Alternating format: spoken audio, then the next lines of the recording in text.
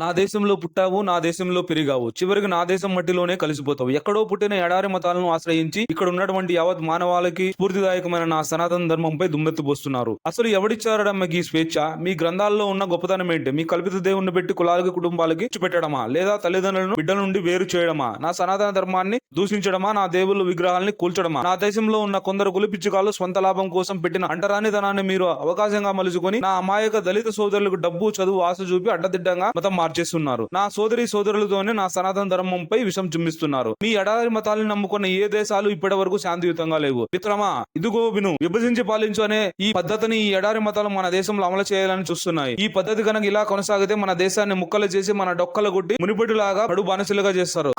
కావున నా సనాతన ధర్మ ప్రజలారా, ఇకనైనా మేల్కోండి. పరాయి మతాల ఆశల బలలో పడకండి. మన మతంలో ఉన్న దళిత సోదరుల్ని అంటరాని వాళ్ళుగా చూడకండి. సాధ్యమైతే మన ధర్మం గొప్పతనం గురించి వాళ్ళతో చర్చించండి. మతం మారకుండా చూడండి.